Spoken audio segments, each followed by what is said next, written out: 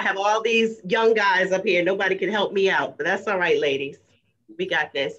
So this is our first group session, Selena's session, and it's entitled 5 Things He Wants Her to Know. And how this came about was I'm just hearing a lot of men voicing their opinions and their, I don't want to say disgruntledness, just concerns that they have with their significant others and just women in general. And they just feel like they're not being heard or understood. And so I just wanted to take the time, and also for ladies who come to me and say, you know, I keep attracting the same kind of men. And so I just want them to hear from other men what they find attractive or what they might be doing wrong. And this is by no means trying to bash anybody, like I shared with the men earlier. This is for women to be able to take the time just to do some self-evaluation. And if you're in a relationship, just to use this as a tool for communication. You can ask your boo, you know, do you feel the same way that they do? And just have an open communication. So with that being said, they've already had the chance to get to know each other a little bit. And as they speak, I'll just let them say something briefly so you can know who they are. The first topic we're going to cover is appearance. Just what men and their peers are saying about women and their appearance. And I'm going to start, Danny, I'm going to start with you on that one. Okay. Just tell us a little bit about yourself and then just share with us what you would like for women to know when it comes to their. Hey, you can go to her page on Facebook and listen to this if you want. Her name is Selena Sessions. That's her business thing. Okay, go ahead. You there? Okay. Well, good evening. Again, I'd like to thank you for having me on tonight. Thank the gentlemen, the panel that's here. My name is Danny, and that's what I'm affectionately known by. And before I really get into addressing that, just offer my opinion, I would like to put a disclaimer out there that this is just my opinion through life experiences, and my opinion is subject to change as we all learn and grow and mature. So this is not bedrock science or anything, but just in my development and things that I've learned in my lifetime, especially now in my age in the 40s, it's a lot different than what it was when I was in my 20s. So my opinion is going to be based on where I am currently. And appearance definitely plays a major role in the, I guess, the initial approach, because as you know, the initial attraction of somebody is what captures your eye. And depending on how you are as a man, you know, there may be a certain type of appearance that this woman offers that grabs you, and then obviously the vice versa of that. One man might think this woman looks great in how she's presenting herself, and then the other one would be like, you know, no way they'll see themselves in public like her. So appearance to me, in the manner of how you're representing yourself, tells a lot. It actually denotes a lot about how you see yourself, especially when you're in the, I guess, the arena for people to capture you coming through. If you're out and about and you're looking for, you know, you're spreading your pheromones, so to speak, based on your presentation, then what are you after? What are you trying to capture with how you look? What are you looking to gain through your presentation of your apparel?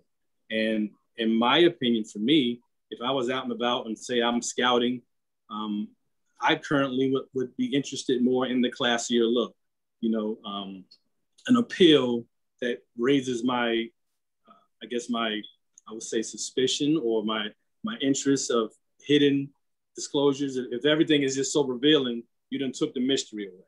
You know, you done took all that could potentially be seen in that initial presentation of the person. How you allow people to perceive you in how you look. If you're looking a certain way, but you don't want a certain judgment thrown at you, then why are you looking that way where that judgment can come? You know, it all falls back to the person's personal preference.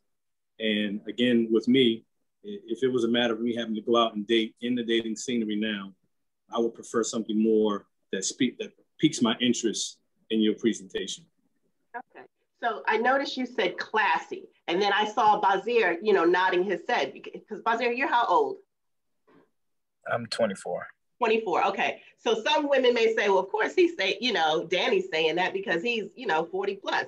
Then I see Basir, nodding his head. So for the younger women, Basir, speak to that. What are your thoughts on that? Okay, yes, ma'am. Don't do that. Don't do that. Did you say yes? Don't you do that? It's a habit. It's a bad habit. He's military. That's what the military do is yes, ma'am, yes, sir to everybody. Yes, exactly. Yes, sir. So my name is Basir. I'm an accountant. Live out in South Carolina currently. And, just what, Brother Danny has said, really how you dress speaks to where you are, your mental state internally. And a lot of times how we dress kind of expresses our opinion of ourselves at that particular point in our lives. And so, modesty, like he stated, you want to have some type of fantasy, or kind of picture in your mind about that person. You don't want to have everything disclosed about that person, their shape, their form, out on Front Street for everybody to see. It leaves no room for imagination for the man and for the woman as well. And also one of the reasons why I personally, this is my personal opinion, am attracted to more of a modest woman is because and I want to make sure I'm framing this correctly. But it attracts a certain state of mind. When you dress a certain type of way, you pull that out of a person. Like, let's say if somebody's dressing very revealing, you automatically, like, your mindset goes automatically to what you see. So if, and that's the same thing goes for guys. I don't want to make it seem like it's just for women, but if a woman is dressing very revealing, I'm automatically, the first thought that's going to come to my mind is her appearance, what I see. And so when you dress that particular way, that's kind of, it's hard to kind of divert your thought to like on a higher level as far as wanting to get to know her intellectually and not just for her physical appearance. So. Okay. So Coach Floyd, what do you say as far as still appearance, like for the women who dress revealing and they're getting all the attention from the men? But yet I hear you guys saying, I prefer a classy dress. So what about that? I mean, it's not like they're not getting the attention. So what is it about that? Well, you said it's not they're getting the attention, but the question is, are they getting the attention that they want? Are they getting a quality man that actually wants to pursue something more than just physical and actually want to pursue a relationship or get to know them versus like you advertising, you got it all out there and they're like, well, this, it depends on the state of the dude. Again, when I was 25, I'd be like, oh, this is free candy. Yeah. You advertising candy and you got candy bags on, so we just gonna go get the candy. Go buy candy. We're gonna go get candy today. I was going to Walmart to get some fruit, but you got candy, so I'm gonna just go get the candy. Okay. And now, Zach, you've been married for how long? 13 years. Going on 13 years. 13 years. So you and your wife got married. How old were you? I was 18. She was 21. Oh, you guys were babies. Yeah. So being married that long, what would you say to married women as far as their appearance? Because I hear a lot of men, now this is the one big thing I've heard as far as the pandemic. This is what men are saying. They're tired of seeing their women walking around with their bonnets on and their house coats and their slippers. Mm. And of course, you hear the women say, well, they are too, but we're not talking about that. We're talking about women. I don't want to put you out there in your marriage. No, so what recommendations would you give from a married point of view to these women who are married and their appearance? As far as that is, like if you're, at home doing your thing and, let's just say doing the housewife thing, if you want to call it that, as in, cleaning, watching TV, hanging out, I definitely respect that. And in the same sense, when it's time to go out, I don't expect, but you would expect the same respect. If I'm going to dress up to go out, I would expect you to be about the same decency, if that makes sense, as a married perspective. And it's just about the perception that, you know, I want to look good for you and you should want to look good for me. So how important is it for you to come home and she's like dolled up? How often do you want to see that? Most of you all are married or in a long relationship, except for the baby. But so you guys, Ron, like how often, what is reasonable? What is a reasonable amount of time, you know, to get, and I'm not saying you have to go full on out, but you tell me what you would like to see. I think it's all about comfortability. I mean, after you're with someone a while, you know what's comfortable for them and you know what's their style. And if they're based on what they have on, you know, you can almost gauge the mood that they're in, you know, those type of things. So I would say with, you know, coming home and she's dressed a certain way or she's wearing a certain outfit, I would say that it's more, how can I say? I don't really go by what she has on when we're together like that, because my whole thing is that whatever she's in, she's comfortable. Okay, so okay, and that's good. So not all men, you know, really care about that. And like you said, it's a matter of communication. Talk to them. Right. What do you want? What does it bother you every time you come home? I got rollers in my hair. Right. No. Now, the two things I heard, and this is preference, but I just want to get you guys' take on it, is the men are complaining about all this makeup and the lashes, the overly dramatic lashes. Coach Floyd, I saw that face. I saw the face. So my daughter's 17 and she wears those lashes because that's what they do now. But if my wife wore those lashes, it probably would be a problem. Okay. So your age, Basir, your age group, what are your thoughts on it? Me personally, I don't like the whole, you know, the big lashes or anything. I like more of a natural look. And don't get me wrong, I don't think that, and I'm not saying that anybody who wears that has a problem with themselves, but I like a woman who's comfortable with her natural look.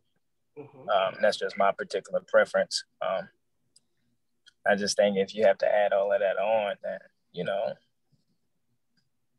sometimes it can be, or some people use it as a cover up. I'm not saying this is all women, but for me in particular, I like a woman who's comfortable in her natural state. That doesn't mean that she doesn't have to, you know, doll up and put on lashes sometimes. But the big ones, sometimes they can be, you know, a little over excessive. Okay, so before we go to the next topic, I will say this, because, you know, when it comes to makeup and the lashes and stuff, women usually do that for, I hate to say other women. They don't even realize it, that the men are not, they prefer, like you said, the natural look. And for the woman who says, well, I'm doing this for me. And if you are single, that's fine. And if you're in a relationship and you talk to your significant other and they don't have a problem with it, then you're fine. But if he has said to you at some point, I don't like all this makeup, I don't like all these lashes, then you need to consider that if you are in a relationship, because when you're in a relationship, is no longer, I'm doing this for me, not if you want to be in a relationship. There's no different than if you bring something up that to him that you don't like, and he says, well, I'm doing this for me. Well, that's not a relationship anymore. When you're single, you do all that.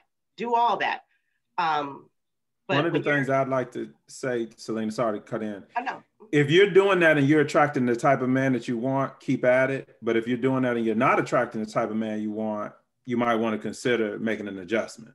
There you go. You know, because if you got the big lashes and then you got a guy that's got his pants hanging, you know, down to below his buttocks, and that's what you're looking for, roll with it. But if you're looking for a man that, you know, wants to spend time with you and wants to let you be you, again, not saying that he doesn't want you, but, you know, relationships about making adjustments.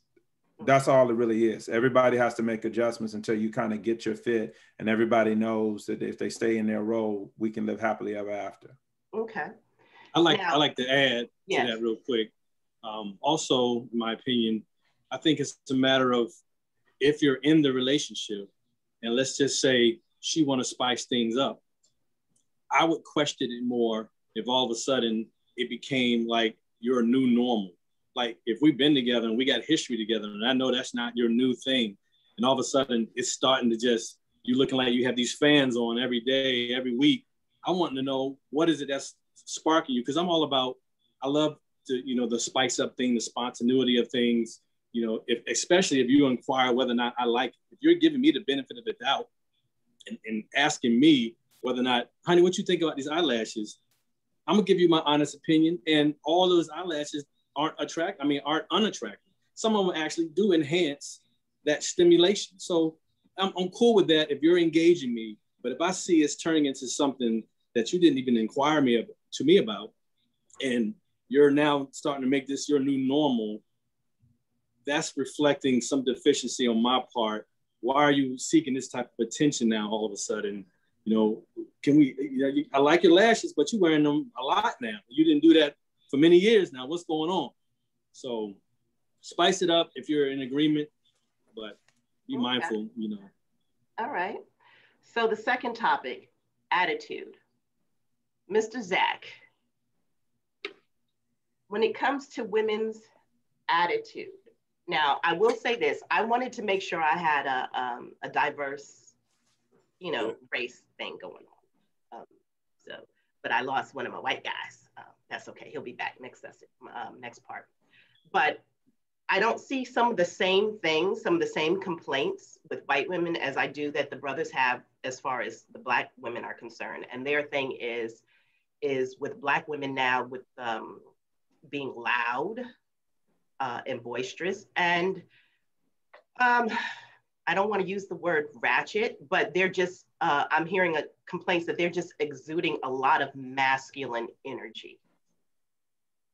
So I don't hear the same thing as much with white women. So Zack, I'm just curious. Yeah, so like to go on that, I lived in Miami Beach for a while, and there's a lot of, if you want to call it, ratchet girls that would go down there, and I would be like, oh my gosh, these girls are crazy, because I don't know if you've seen all the videos, and people go down to Miami Beach and they just get crazy down there. But just to go on like a white woman attitude, if you want to say, like, I just like somebody that, or look to somebody that would have a respectful conversation and lets you engage in a conversation and talk back and forth, and not try and be so loud that it attracts attention over us trying to make a conversation, or just trying to be just communicating without drawing attention. Okay. And Ron? Say the question again. I just want to make sure I answer it right. Okay. Well, I just want to know what men are saying or what they're feeling as far as women and the attitude that they're seeing now. Okay. All right. I have two perspectives on that. Prior to my second marriage, I was all about the I won't say ratchet, but okay, here we go. You remember the movie Why Did I Get Married To? Angela in Why Did I Get Married To? Angela was the kind of woman I dated all the time. Loud, but we flew like that. So it didn't bother me. But once I got to a point in my life where, you know what, I'm really tired of that and don't want to really, be in that, and that's getting older and mature, then you want to back off of that sometimes. But just like the guy you saw in the movie, they just go at each other like that 24/7. But I think some people bond with that, and some guys like that. Some guys like the women that are just a lot of vulgarity, or a lot of cussing, a lot of fussing, whatever the case may be. And again, like I say with so many things, it's subjective. Because now I've been, with the relationship I've been in now for the last 21 years, I couldn't even imagine that. It's been a whole different type of relationship. It's like, how did I even joke sometimes, how did I even do that? How did I even tolerate that back then? But you grow and you mature. Okay. Coach Floyd? I don't do mean. Okay. If you're mean, this, you could be the finest, most attractive woman ever seen on earth. If you're mean, I'm not gonna deal with you. You could be everything, because I gotta live with you if we get married, and I'm not dealing with mean on a regular basis, and particularly not daily, every day. I'm not, every now and then something could pop up, but if you got an attitude all the time, that's no. Yeah, I heard a guy say his deal breaker is going out on a date if she's rude to the waitress or the server. He's like, that's a deal breaker. There are no date twos. Absolutely. Well, see, I'm not going to give you a chance to do it at the restaurant. I'm going to know before we get there that that's how you are. Then we going to be like, yo, I got something else to do. You're going to already show the signs. Yeah.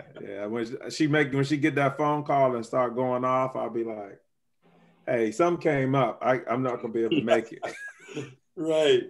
Now, Basir, what about you? Like your younger generation, as far as, are you seeing anything as far as attitude or just things that you would like women to kind of look? Okay, go ahead. I would say one of the main problems that we do have with this generation is that, like you said, you have a lot of females that are displaying masculine energy. It's not even just specifically like Black women. And I think that influence comes from a lot of the artists that we see now. And, if you look at like the music that's being portrayed, it is very degrading. And then, it honestly speaks like that's all that's being pushed out is ratchet, loud, no manners, just being real, not operating as a feminine, classy woman. So, and that's what you have that's portrayed out and pushed to our generation. That's what and then they listen to and consume that type of music. That's ultimately like what you're going to get and what you see right now. Unfortunately, you do have some older women that, do follow, some of the artists, and they do portray that same exact behavior. But for me in particular, I love a woman who knows how to operate as being a feminine woman and doesn't try to compete. And I know compete with me in regards to like being a man. And that's something that, it's something that you as a man, you don't want to have a woman that is constantly like talking to you as a dude. I mean, if that's the case, you might as well not be with that particular woman. But just this generation in particular, we, like you said, we do have a problem with operating, as you say, like a little ratchet. So now let me ask you this. For the female who wants to work on her feminine energy, but really doesn't know where to start or what you consider feminine energy, explain that. Honestly, I would say talking, like a lot of people have to start talking and connecting ourselves back with our older group, our peers, our elders, our grandmothers, our grandparents, because that ultimately, like that representation that they displayed back then is a perfect example of how a woman should act and how a man should act. When you go back and just kind of look at how our grandparents and our grandmother, grandfather kind of acted, they weren't out there, mini skirt, like everything that's personal is being displayed, and that wasn't the case back then. And I say that's kind of the biggest thing. It's just like knowing that sometimes you don't have to be loud in order to get things done. Like a woman who is, and I just lost my train of thought. You come back to me, but while he's catching on that, I'll say that ratchet is good if you're trying to sell records and be in movies. But in an everyday life, living with somebody in the house, in a room that, unless you got a basketball court size room, you got to be with that person. So you don't want nobody that's mad and hyped up and frustrated all the time. You want to just be able to go in your house and sit down and relax, look at TV, have a conversation, or just be there, and be together. But, you don't want a whole lot of, you don't want no movie in your house. You know, Okay. you don't want no crazy stuff in your house. You just want peace. You know, you just want to come home and enjoy yourself. Okay, well, on that note, before we go to the next topic, Danny, describe to women the importance of peace to a man.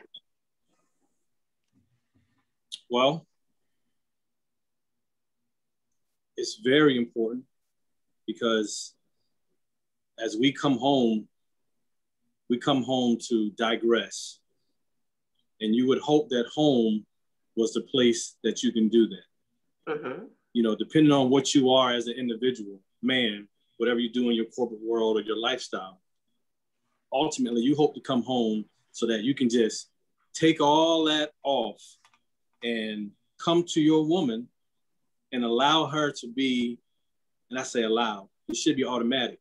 She should be able to sense that whatever he just went through, he might be a little off right now. It's my duty to get into that man and soothe him, calm him, relax him, let him know that home is this refuge. It's very relevant to have that connection with somebody that can read you because, as Coach Floyd was saying, in other words, if you got to come home and you're receiving more toxicness at home than you were out and about in your lifestyle, then why would you even want to come home? Now, you can't get around human nature and arguments and things of that nature. But if you know, I don't want to go home tonight because it's going to be a fight. I don't want to go home tonight because she's not going to understand me. I don't want to go home tonight because she's finger pointing or fussing, blah, blah, blah. You're becoming more stressful than you were before you even left out the house. So it's very, very important for us to be able to come home, confide in our partner, and allow that peaceful atmosphere. And I'm not even touching on the spiritual part, just in general, because everybody don't walk the same spiritual lifestyle. But everybody wants peace. If you are of some normality, you do want peace, you do want harmony, and coming home to not have peace is a very distraught thing. And sometimes you might have it in the beginning, but years take place, and now life has corrupted some of the relationship, and now you're attacking one another so aggressively that you can't even find that peace avenue. That's where people like Coach Floyd come in at and can get you back on track. We'll get you straight. Can I jump in on that? Absolutely. Yes, sir. I've seen that personally, and I've experienced that also. But just to your point, your home is supposed to be a charging station, your charging base, your place of paradise, your place of peace. And you know, as a man, when you out providing for your family, and you know, as a man who's providing and actually is functioning as a man to provide for his family, you go through certain obstacles and you deal with a lot of things out in the world. And so when you come home, you don't want to have to deal with another obstacle. You know, when you come home, you want to be able to kind of debrief and kind of recharge to go out and provide for your family another day. And when you have a woman who doesn't understand the power she has as a consoler, it ultimately can destroy a man's peace and his peace in his home. And I think that's one of the reasons why, you know, a lot of marriages or relationships don't work, is when a woman doesn't understand that particular role in regards to the importance that she plays as a consoler, or as, you know, setting up that charging base or charging station, you know, in the house. And that's not only coming from, and I think that's one of the problems with this generation, my generation in particular, is that they think that consolement is only in the physical aspect, but that also means mentally, you know, talking to your husband when he gets home, and, you know, like how it's work, and being able to feed him not only, you know, and please him physically, but being able to feed him mentally, and not with an argument that disrupts his mental state of mind. So. All right, very good. Thank you for that. The third category is communication. Communication is part of the foundation to intimacy in a relationship, as far as I'm concerned, because basically, if communication is me conveying something to you and you understanding exactly what that message is. And Unfortunately, men and women don't understand that we are wired differently, but yet we're still trying to talk to each other the same way. So a woman is talking to her man the way that she does to her girlfriend, and then she wonders why he's not hearing what she says. He's coming from a logical standpoint, she's coming from an emotional one. And he's not relating that when she's feeling a certain way. No, it might not make sense, but those are her feelings and they're valid feelings. But it's just the learning how to communicate with your significant other. And like I was sharing with someone a few weeks ago, I had to train myself to think more logically because as a woman, I'm naturally emotional. And I used to be your Angela, Ron. I used to be your Angela because I was frustrated. I was frustrated because I'm saying something over and over and over again. You're nagger, you know, no peace, because you're not hearing me. So I had to learn, no, he's not hearing you. He's not understanding you and you're not understanding him. So as far as communication is concerned, and a thing I'm hearing now is men are complaining that when they tell a woman something he doesn't like, the first thing she does is, well, you did this or you did that. It's deflecting. It's like, okay, yes, he may have done all that. That's true. But we're talking about, let's talk about this right now. And the importance of creating an atmosphere where it's safe to say what you feel. And women don't know that men, they want to talk to you.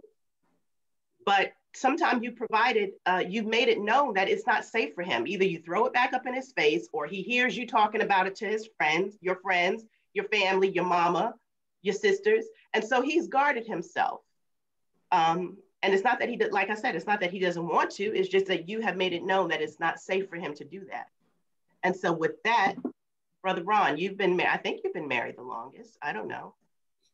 And I'm not trying to throw shade. I'm just saying, like, if you took all the times and put it together in one. But you know what? My main thing, I think now, people don't talk enough before they get into the relationship. Meaning, you learn, just like the things you're talking about, you learn those things on the fly in the relationship when you're just deep in it, unfortunately. Versus by the time my wife and I started, I mean, we were friends before we were involved. So we knew so much about each other that, okay, I know you don't like this, I don't like that. We can, we agree on those things. So we were coming into an agreement on that communication piece right from the get-go. It was certain things that she told me that were deal breakers and then vice versa. So by the time we got deep into a relationship, we knew what those triggers were. And I think today, so many people jump right in. I love you too. And then we get married, or then we start living together. And then all of a sudden I say something, or you say something that initiates that baggage that I have, and we're in a high influence argument. Because we didn't know. I didn't know that bothered you. I didn't know this. I'm a joker. I like saying little jokes, little sarcasm. But I never mean them, as my man Floyd was saying, I never mean them in a mean way. And I made that clear from the get-go, that if I just joke you or say something about this or that, I'm not trying to, downplay you or put you down or say anything negative about you, just being funny. So as that that time frame came on, then that was understood. So there was no hard feelings about that. And one of the things I remember my wife saying when we were getting, when we were just conversating, she said she didn't like guys that curse a lot, use a lot of foul language. And I told her that, being from the inner city and the hood, well, that would help me get my point across. But she said she didn't like it. And I said, I understood that. And she said the reason she didn't like it was because she felt that guys that use foul language a lot, that their next step, if they took it to the next level, would be physical. And I was like, wow, okay. I said, yeah, I get you. I get where you're coming from. And so what that did, honestly, it made me think about the type of language I was using and had grown up using, had always used. So it made me really reflect on, say, what am I saying? Or what could I say that would possibly, make her feel bad? And I didn't want to do that. So I learned something from her when she said that. And to this day, we've never had that in our relationship. And, you just learn from people early on What are those triggers? What are the things? And I guess what I'm getting at, if you don't talk early or communicate early, these things pop up later on. It's just like with a car. If you don't start taking care of the little maintenance early on, then when that timing belt fly off, or your car run out of oil, you like, how did that happen? Well, you never start putting oil in it, or you never had an oil change. So that's kind of where I would go with that. Well, that was a word, because I need my oil change. Thank you for that. Now, Zach, you got married at a young age, so I can't imagine that you were at a place of maturity of understanding, how to communicate. Yeah, absolutely not. So did you tell me about that learning process? And, if well, it was definitely a learning process, because when I got married, or right when we got married, I was right when I joined the Coast Guard. So I was gone for days at a time and then back for days at a time. So it slowly took us, and that was a lot for cell phones and texting and, going back to that. So we would have a couple of days of talking, and then we wouldn't see each other for a few days, and we'd come back to where we're talking about it. And one thing that I was going to try and make a point of is, like, when you communicate about something, an issue, if you guys don't see eye to eye, just continue to talk about it, and don't just talk about it one day and forget about it the next day. Talk about it weeks, months at a time. Because I know me and my wife are pretty guilty of it. Is we'll get in an argument and we'll talk about it. We'll be mad at each other for a couple hours, and we'll talk about it and everything's fine. And then in 2 weeks, we'll do the same thing. And it's like, well, we just had this. Why are we continuing to have an issue? And it's just like, oh yeah, we talked about it last time. And if I see her doing something that I was upset about, or she was upset about, she'll just make a little hey, just so you know, we just talked about 2 weeks ago, you're spending all this time with your friends and out in the barn and, not being inside. And I'm like, shoot, yeah, you're right. We just talked about that. It's all right. Before it blows up, like Ronald said, before it blows up, we'll just make little hints instead of just it building up and being a huge issue. And that's one thing we've never had any time in our relationship of 13 years where we've been so mad we were ever gonna split up or separate or anything like that, because we've always talked about it before it got too big of an issue. Okay. And Coach Floyd, what kind of what advice would you give as far as a couple or women specifically, some communication skills that would be helpful? What would you tell a woman? This, if you want to express something to your man, your husband, whatever, the best way to do it is this way. If you want to get results, do it this way. Woo. Well, first of all, I'm gonna give you a reference. Dr. Edwin Lewis Cole wrote a book in 1987 called Communication, Sex, and Money. And communication was at top, sex was next, and money was at the bottom in that order. So, communication is paramount more than sex and money. And those generally are areas where people fall apart: communication, sex, and money. What I would tell women to do, if you had trouble communicating with your man, just put on the right stuff or take off the right stuff and ask him to do whatever you want him to do. And I'm sure whatever it is that you want him to do, he'll get it done. Okay. No. For married people, I'm talking about for married people. I don't want Basir, I don't want Basir getting into that right now. You got to get married first, but can't argue naked. So is that what the married men are saying? Well, that's what this married man is saying. Like, if my wife want me to do something and it's a lot of work, I'll be like, with what's in it for me. And if she sells what's in it for me, I'll be like, okay, I'll take care of that right away. Okay. I mean, I'm going to get it done, whatever it is. So, we had some new flooring that needed to be put down, and the old flooring needed to be taken up. So I took up the old flooring.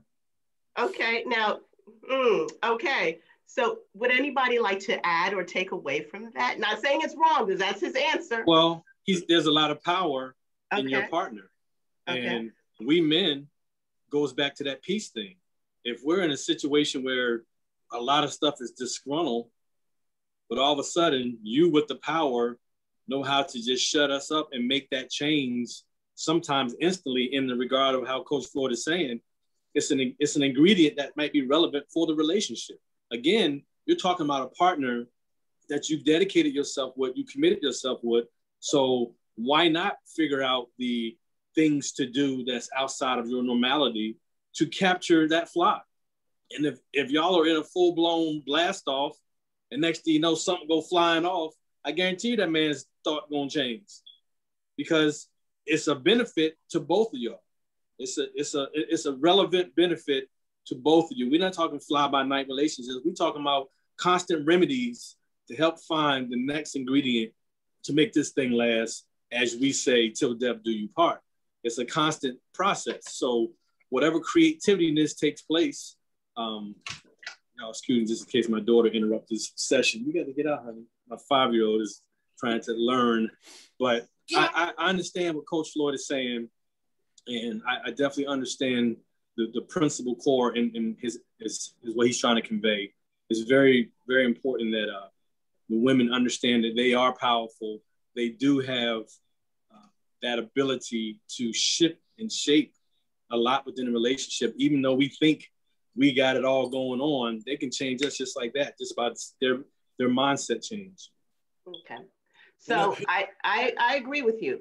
And as the only woman here, I'm going to give you the woman's point of view. So the thing with women, men, even when it comes to sex, a man can have sex just like he can have sex with a woman and there be no emotional attachment. He can get up and walk away and that be that.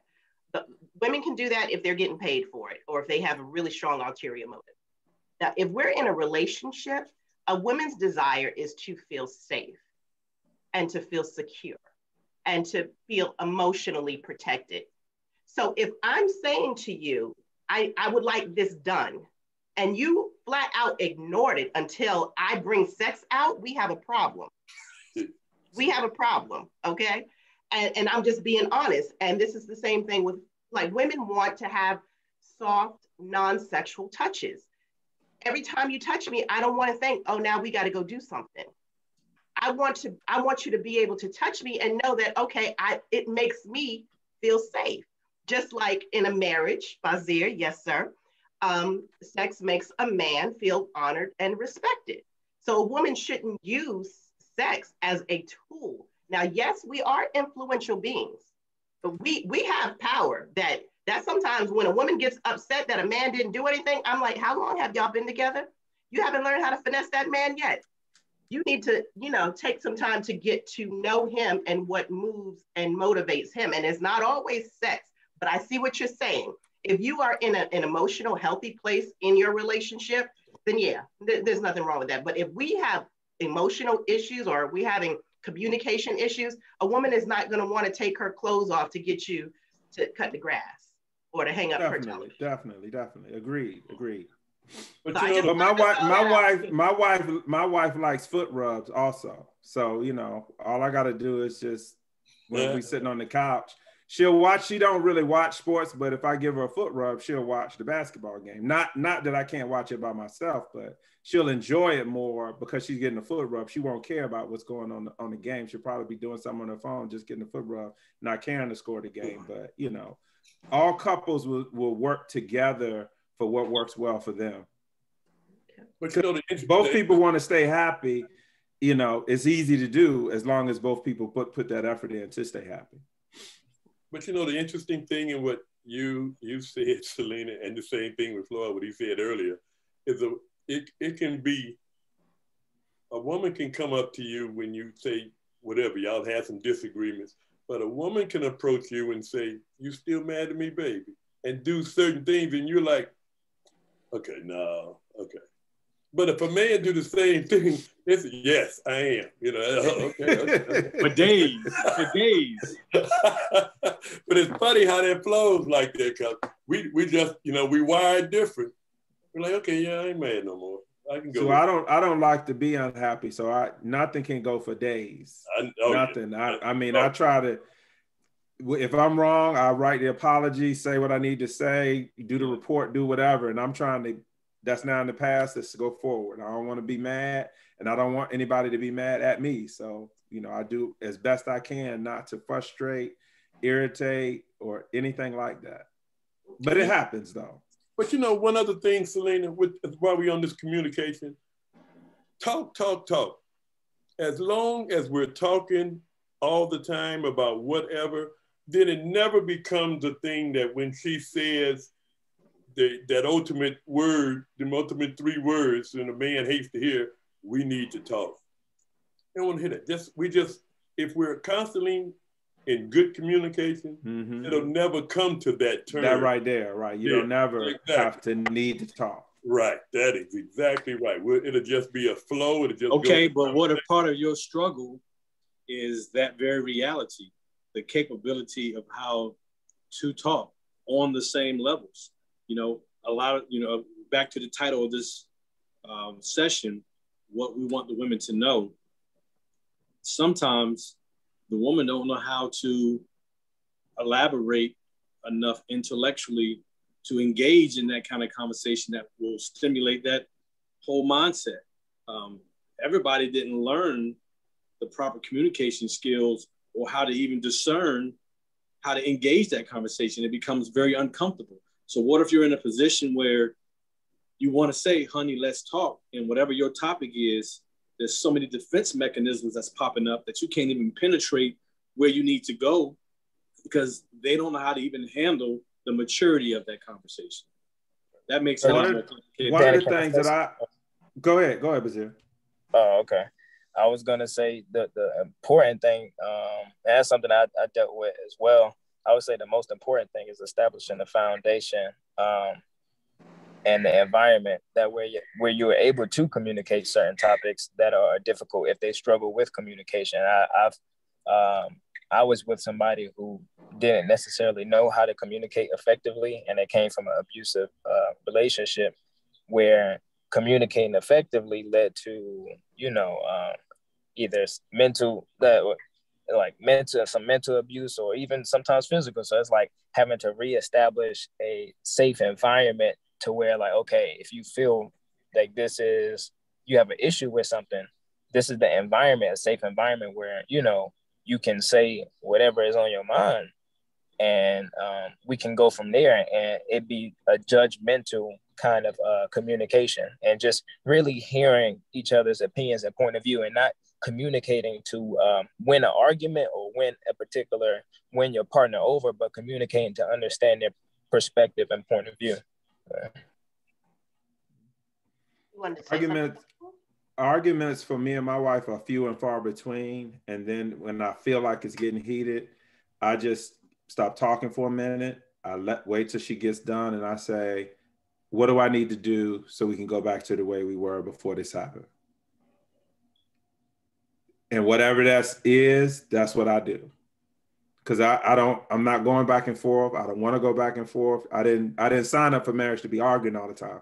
I could argue on the street for free and not have to be married for that. I could just argue. I can go to basketball courts and argue. You know what I'm saying? I don't need that type of life. So I definitely don't want it in my house. So I just figure out, what do I need to do? Let's get it done, and let's agree, and then let's move forward. And I think a lot of times too, it's about the situation. With going back to what you said, Danny, when they don't, that comes so much out of, I think when we're dating, I always go back to that initial start. How you start is how you want to, you know, keep it going. That when you start out, most men, we're listening to the woman. We're listening to all the things that she says. She's, you know, I don't like guys that do this. I remember my first relationship, this happened and that happened. And we're listening, and then we're like, okay, yeah, I'm not that guy. It's going to be fine with me. And but it reminds me of a job interview where the interviewer is asking you all these questions and you're answering them just right. And then at the end of that person will say, do you have any questions for me? 90% of the time, the future employee will say no. But you do, and you should ask. And it's the same way in this scenario with guys. You should ask, what are those triggers for you? How do you like to communicate?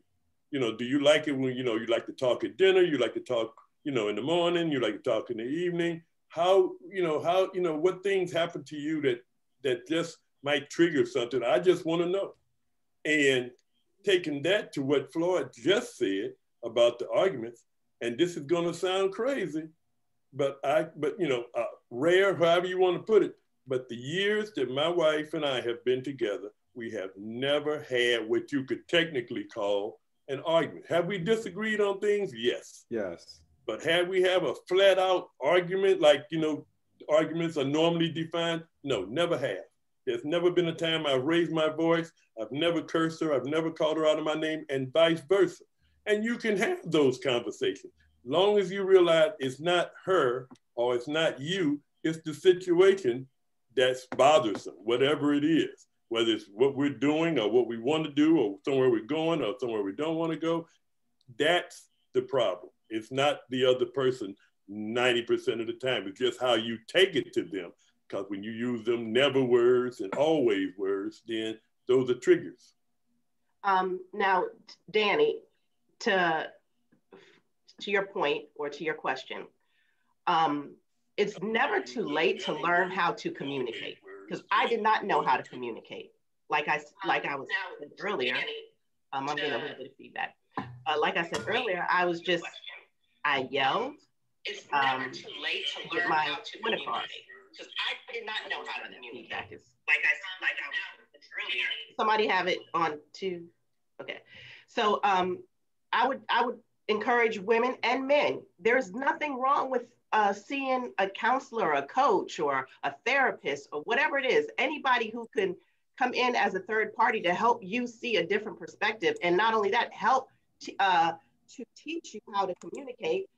Or sometimes it's deeper emotional issues. If you come from an abusive, verbally abusive home, or whatever rejection, abandonment, those things will have an effect on the way that you hold conversations with someone. Especially if you've been ridiculed a lot, then people who've been ridiculed a lot, it's hard to take concerns to them because they get defensive all of a sudden.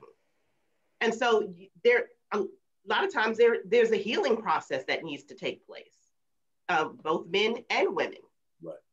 And like I said, it's never too late to get the education. It's basically the education that you need to be a better you, whether you're in a relationship or single. You want to be the best you that you can be, because communication skills it's not just with romantic relationships. If you have a job, you have to know how to communicate on your job. You can't go around there talking any kind of way to people.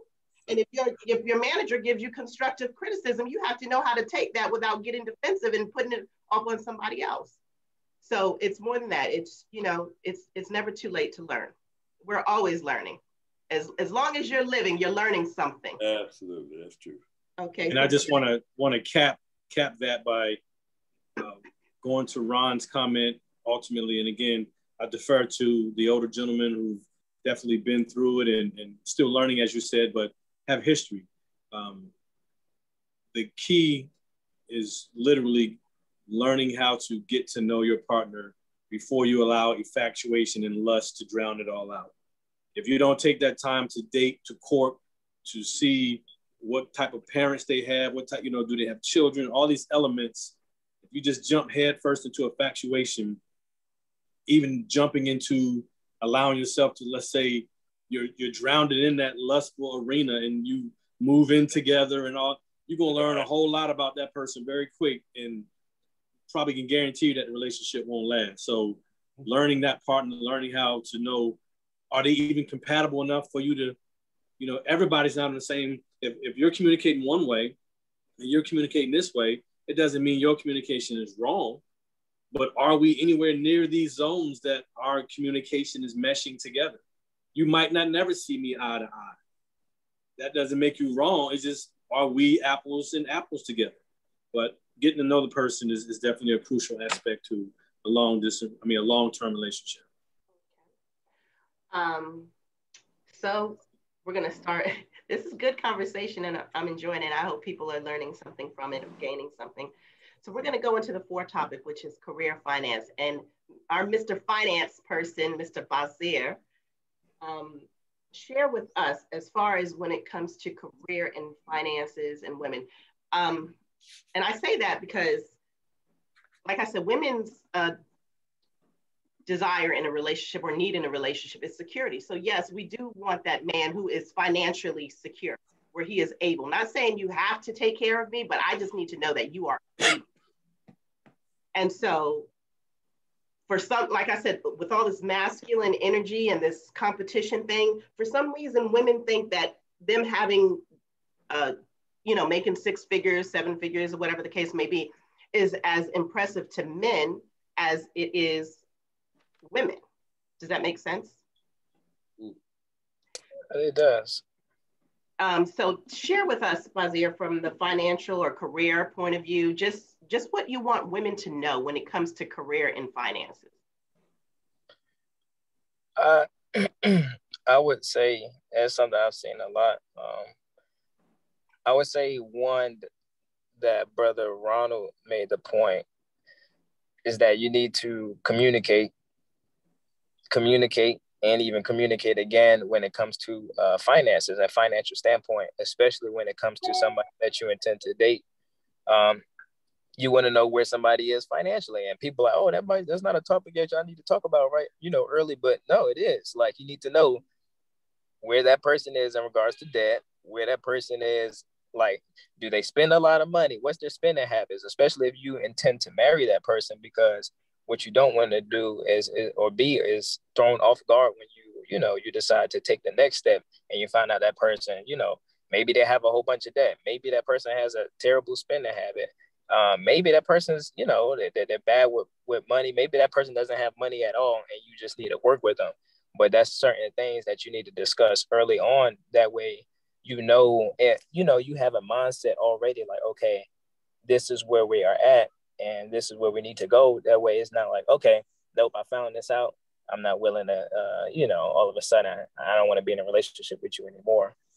And the next thing I would say for women is just like, if a man is able to provide, let's say he's not making 6 figures, but he's able to provide for you a house, food, security. You don't have to pay anything, but he's not making that big 7-figure, 6-figure salary.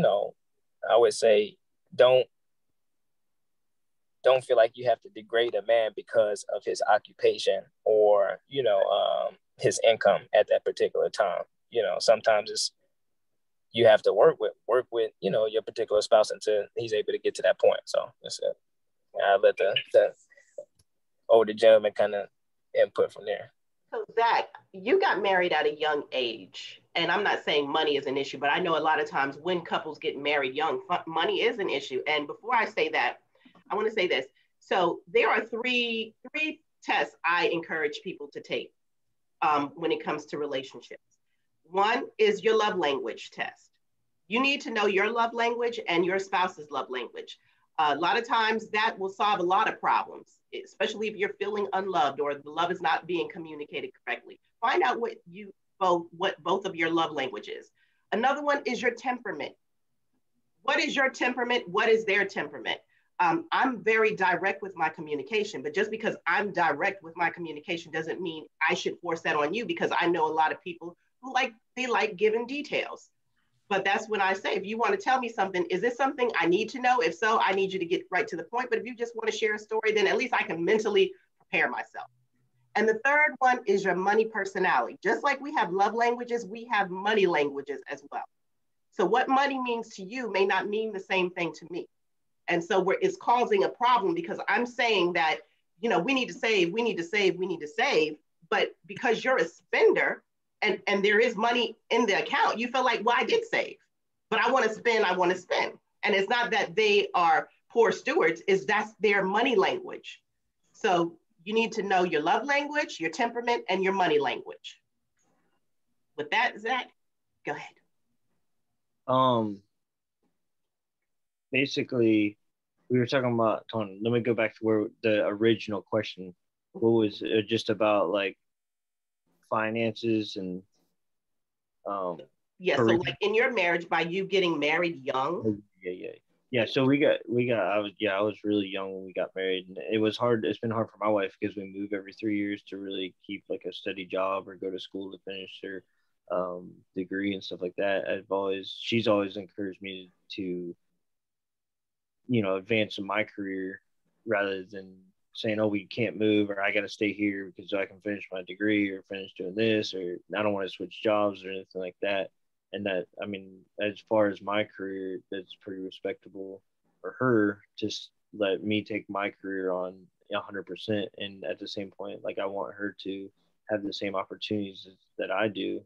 And hopefully either we can stay somewhere long enough where she can finish her degree. She keeps saying that she wants to, and I really respect that, that she wants to go back and get her degree. But just like at this point right now, it's just kind of hard for her to.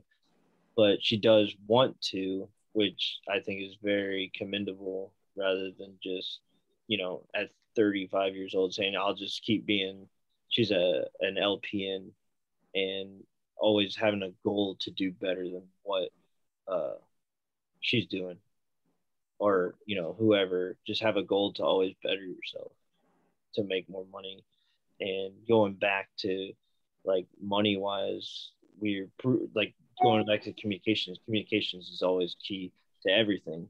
And just talking about what needs to be done, where we want, like my big thing is where I want to be in 20-30 years from now, not necessarily next week, next month, our next vacation. It's how much money we're putting into our retirement and how much money we're going to have when we do retire. And she is in the same page. She's not like, oh, we're not going to worry about 20-30 years from now, we're going to retire. We're worry about later on down the road.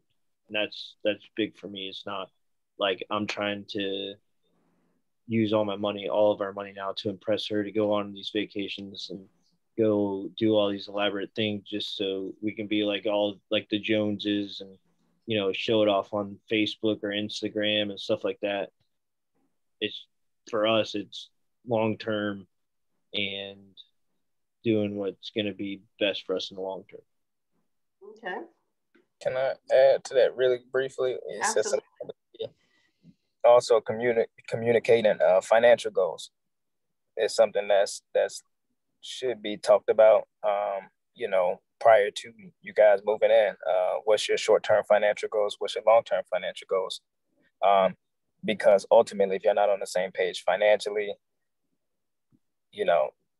it's really rough to go from there. And then seeing if your spouse is a materialistic person, because that'll dictate where you need to be financially. If you know that your woman is a material woman, and she likes nice things, you can't, you'll run into a problem later on down the line. If she mentions that to you, she communicates that to you, and you're still, satisfied with where you're at, and you're not able to meet those demands. And then she keeps bringing it up. So it's just being on the same page and being able to communicate financially, where you guys intend to be or where you want. Okay. So I'm going to say it.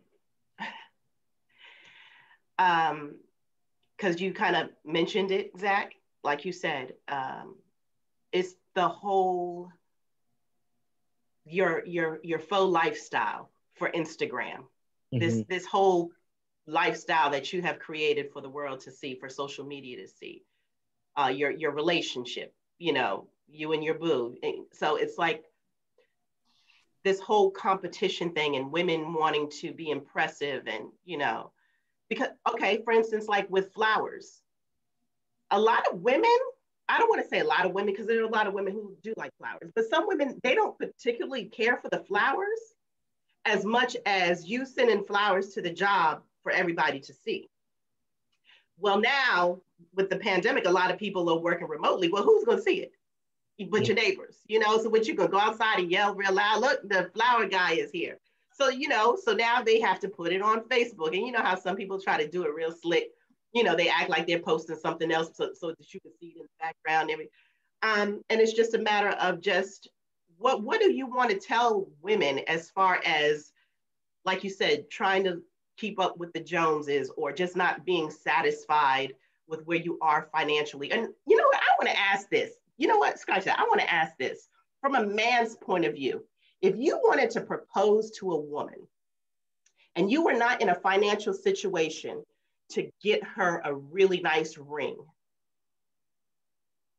but you know that's what she's gonna want, what do you do? What do you do? Well, when my wife and I got married, I didn't give her a ring when I proposed. And we proposed in church after a church service at a big church. We didn't tell everybody, so it was at the end of service. Only a few people knew, but I didn't get her a ring then. But I got her a ring, and you know, I don't even know what the first ring is or the second ring is. It's really irrelevant at this point. But it did make a difference because she knew why I didn't get a ring at that time initially, and we got something that she wanted after that. And she's probably had a couple and gave me a couple of bands too. I probably got 3 or 4 different wedding bands. You know what I'm saying now? So, you know, some people thought they had something to say, but some of those people weren't married then and they still not married now. So I'll just say it that way. So, you know, you might think you know a lot, but when you get into something, it's completely different. And it's different for different people. Everybody, you know, that's a deal breaker if you don't have the ring right away. And there may be some people to be like, oh yeah, we can get our money up, and then we could get what I really want later. You know, just get me something for the wedding day and we can do something later. You know, it depends. So, you know, if you got one of those women that's like, no, I got to have this, this, and this, then, you know, you got to do what you got to do for that. But, you know, everybody ain't balling, you know, everybody, some people is just regular old folks, you know what I'm saying? And again, I don't think anybody that's really married is going to be saying, oh my God, when we got married, I got a little bitty, I didn't get what I wanted. You know, the marriage ain't going to be about that ring. The marriage is going to be about your relationship and what's, you know, is that thriving? You know, that's what it's going to really be about. And our last topic, and then we'll say goodnight. And I want, no, I'm going to say Basir for last for this. Ron, physical intimacy. Yes. Wait a minute, I need a drink. It's too long. All right, I'm ready. Let's go. Share, as a married man, share with women what you want them to know when it comes to physical intimacy. I think more often than not, especially when you first get married, that you have to understand that, again, it goes right back to communication. What I did for Keisha, Mary, and Patricia bores you, but they thought it was just, I was the man. So in my head, I'm the man. But then if we don't communicate, and I'm trying to do the same thing to you that I did to them, physically, you know, intimately, and it's not doing anything for you, then I need you to tell me that, hey, oh, this, I don't like that, or let's do this, try this. And this is what I really like. And, you know, those things, again, have to be communicated. So many people think, I think women think that a man should know what to do with her body. I mean, you should know what you're doing. I shouldn't have to tell you, well, your body ain't like so-and-so's body. And your mental reception of that is not the same as well. So yes, I do need to know what you like and how you like it. And it doesn't have to be like a survey, like, do you like this? No, you don't like that? What about this? You know, it don't, but it has to be communicated in an intimate way as well. And I think that it has to be said and done equally to the point where if your whole mindset is satisfying you or yourself, then you're not getting ready to get anywhere. But if both of our mindset is looked at as satisfying each other, then we're gonna rock this world. If my whole mindset is just on you and yours is just on me, then we got this. But I think a lot of times we don't communicate that way. And I mean, it goes both ways. What do you like? Well, what do you like? How did this feel? It's how it's flowing in those moments and prior to. Again, like I said, a lot of things you can talk about before you even get into that intimate point. You can just talk about, you know, I remember saying this, or I remember saying that, or doing this. Oh, I hated that. But I love when my man does this, or when my woman does that. Then and it's in the flow of a conversation. It's not at the heat of the moment when you have to try to dissect it to make it work at that point. Okay. And Zack, from a married point of view? You're on mute. Got it. All right. So I think it just goes down the talking and figuring out what each other's needs are and what their wants are, and just communicating that and being able to do it and deliver it if somebody says they want something, and being able to do it when they say they want it, how they say they want it, instead of just trying to make up stuff, and being able to, you know, spice things up, change things up, and doing things differently sometimes, just so it's just not repetitive, but sometimes don't go over the top to make it almost like an awkward, weird situation scenario. And now you have mentioned something that I found interesting once. You said men want romance too. Yes. And, you know, sometimes guys don't just want to go in and be like, all right, let's go, let's get it, knock it out, be done, and go back to what I was doing. Sometimes, you know, guys want, you know, to have nice dinners and have a massage, or, you know, the foreplay of leading up to the intimacy, rather than just coming in, knocking it out, and going back out of the way. Knocking it out. Knock it out. Punching the head. That's right. And another, something else I hear men say a lot is they want women to initiate more, because what it does is men are so used to getting rejected when it comes to being the initiator, that by the woman initiating, it takes out that fear of rejection and makes them more comfortable.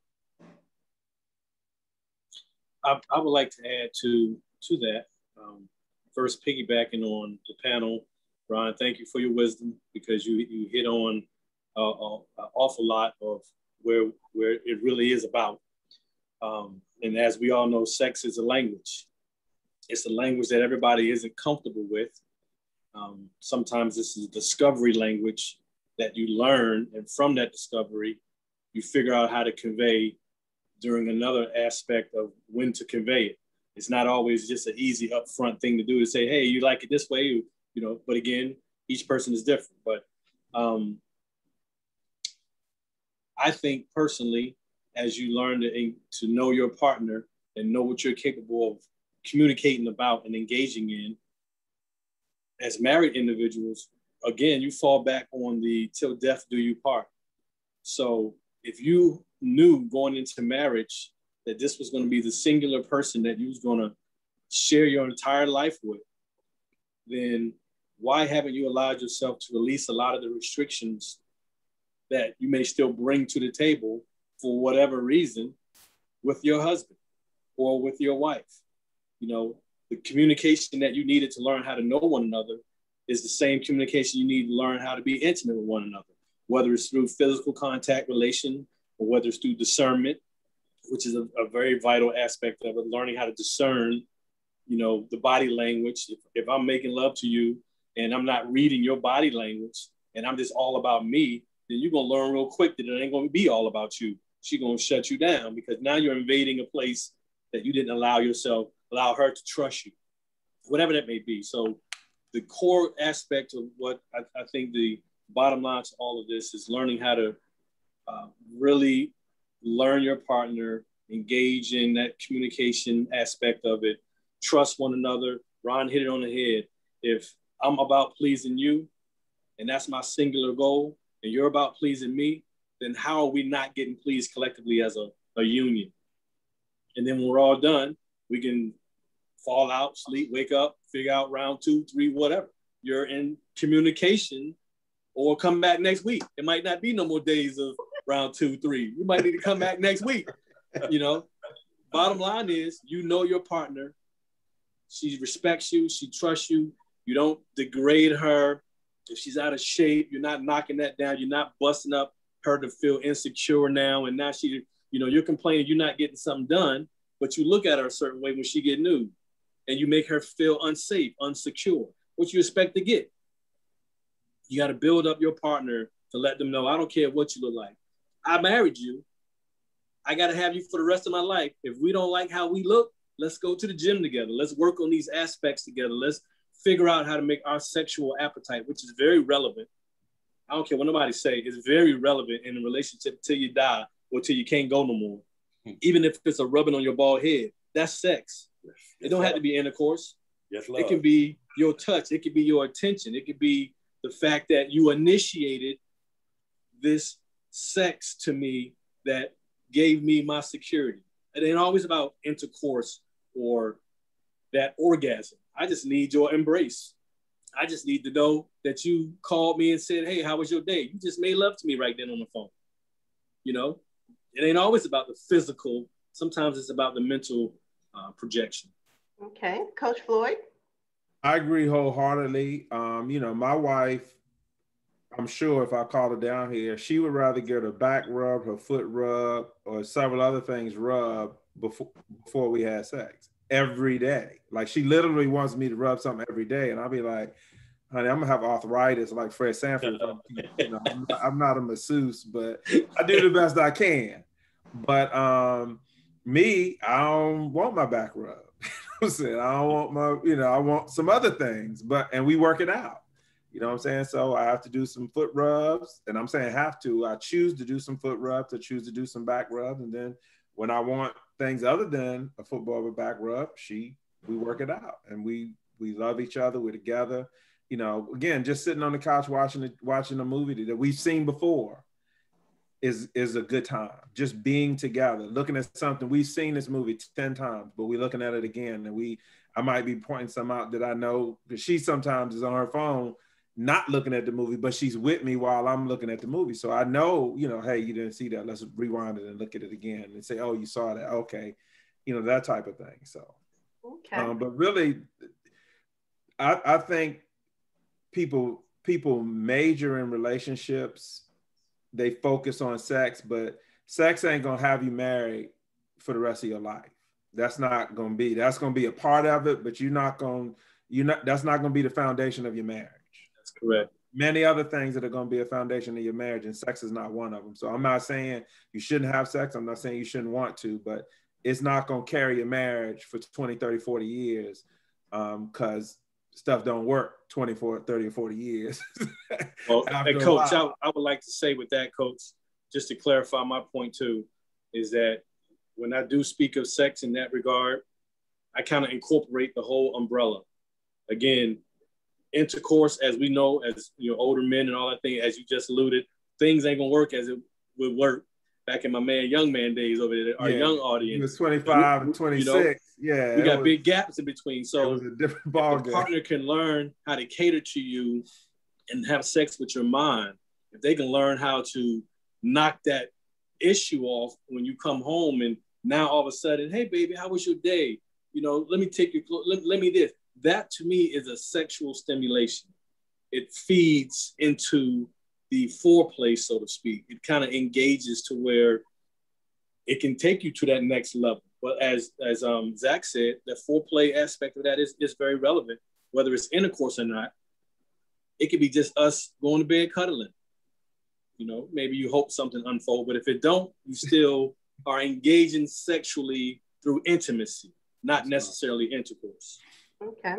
Now, Basir, I specifically saved you for last because I would like your take on physical intimacy. Well, I'm currently abstinent from physical intimacy due to religious reasons. So it's been, you know, when oftentimes I say that, oh, you gay? No, I'm not gay or nothing, but you know, I understand kind of the significance behind, you know, sexual intercourse, especially before marriage. before that bond. And one, oftentimes, a lot of times, this is something that I've seen, you know, women and men as well. We get ourselves into situations because we put sex before common sense. Common sense in the actual relationship. And then we wonder like how we got into a lot of the predicaments that we're in. And, you know, sex is not just meant for you to abuse, but it's an intimate action that's meant for you and your partner. And when you sit there and abuse it with everybody else, you know, there's actual consequences with it. You know, there's diseases, there's pregnancy and responsibilities that come with it. So just understanding that has been helpful.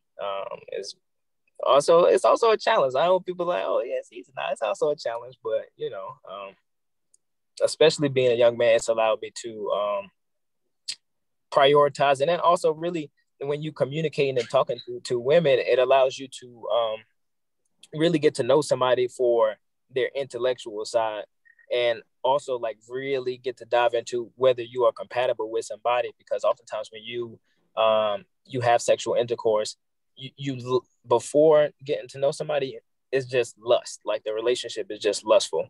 And, you know, when a lot of times we can confuse lust with love.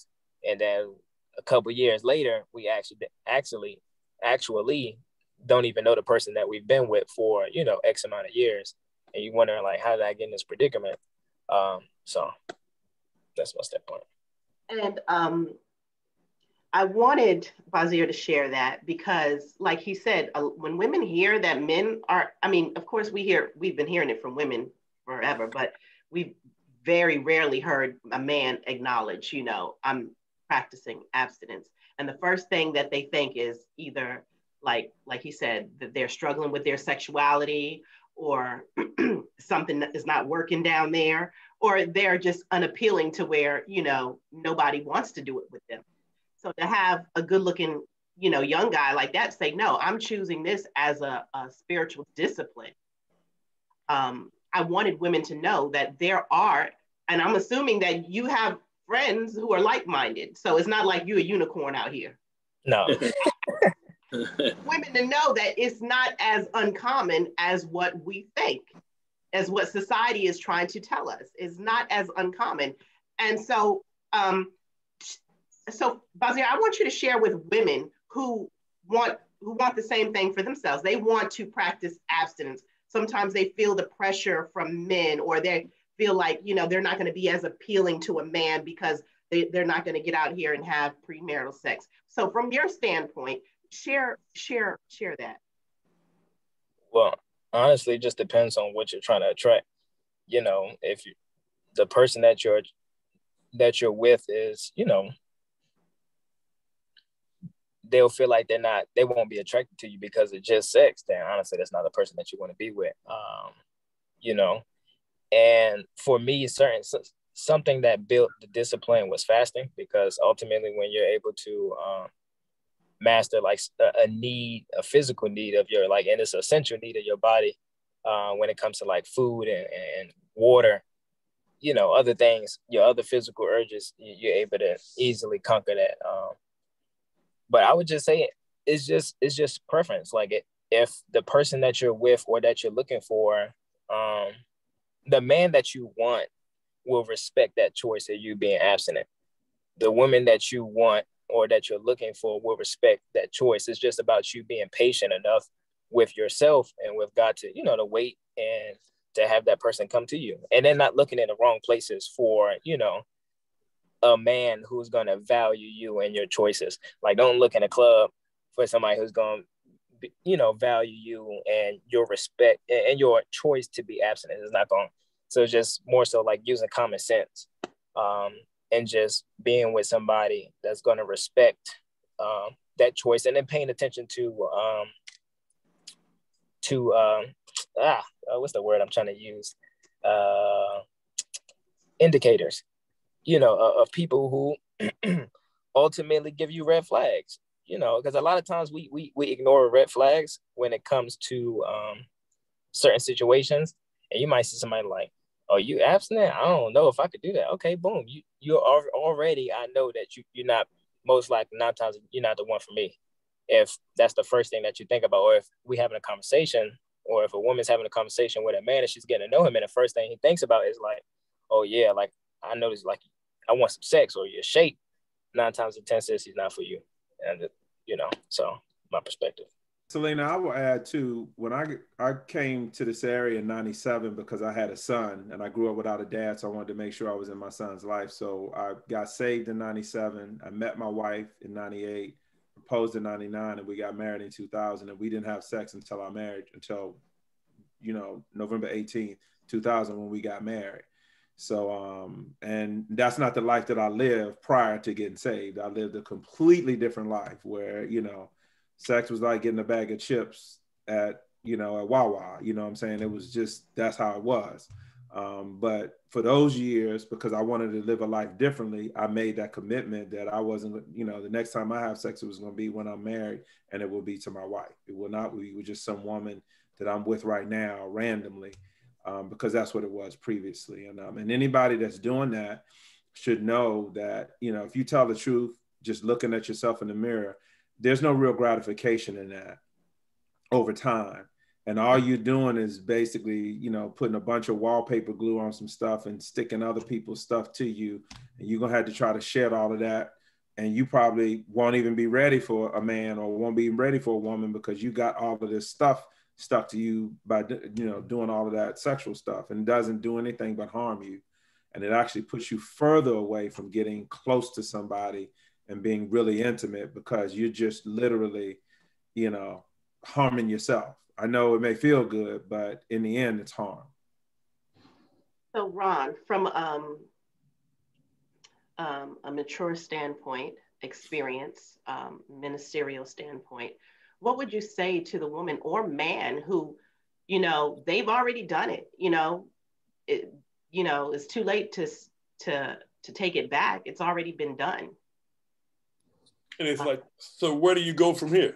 Yeah. If, for instance, and you see it so many times, and you see it both ways. Women are a lot more aggressive now than they were, years ago.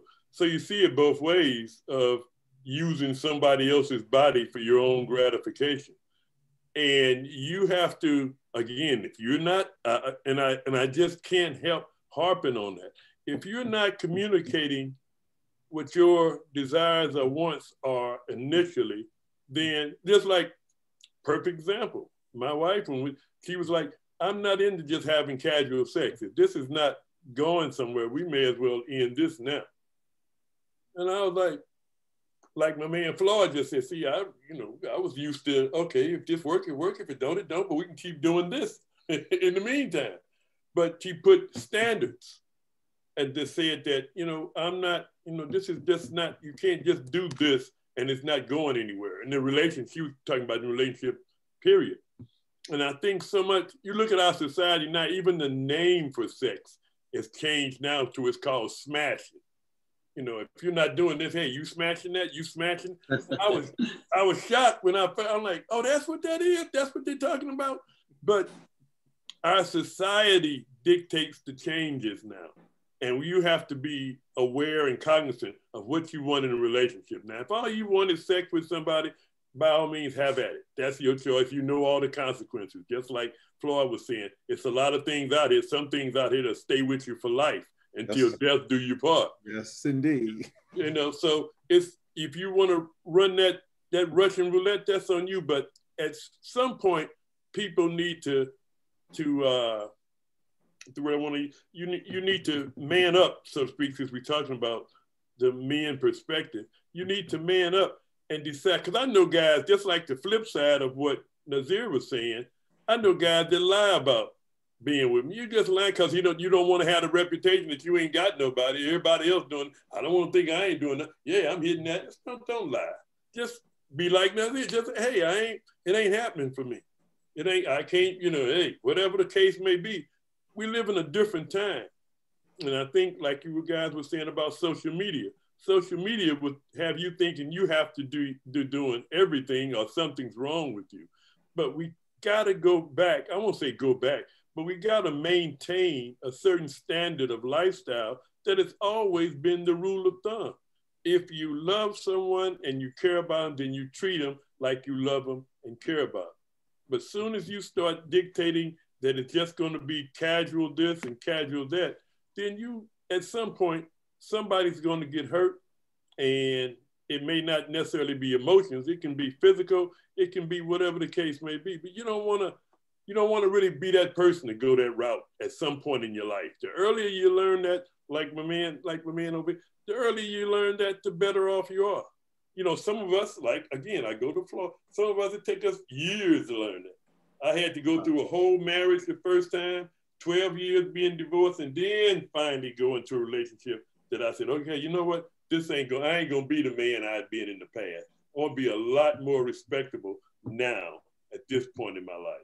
And do I wish I'd have done it earlier? Yeah, but you know, life was just life. And I think a lot of times if those of us that are mature in age would talk to those other younger guys and let them know that ain't what it's all about.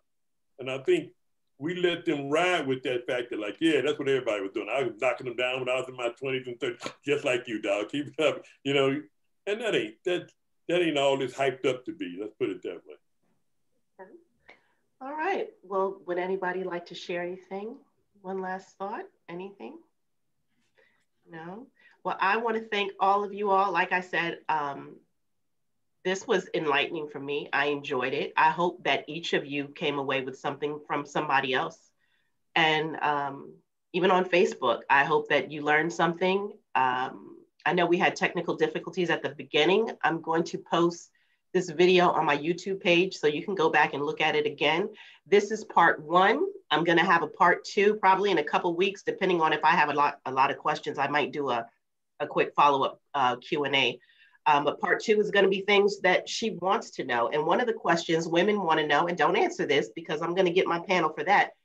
Women want to know, is there a such thing as a man who does not struggle with fidelity in a relationship?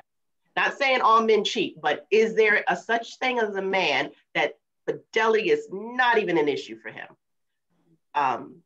They want to know. So with that being said, thank you all again. Have a good night. I appreciate each and every one of you for your input and your wisdom. Thank you. Thank you. Glad to be here. All right.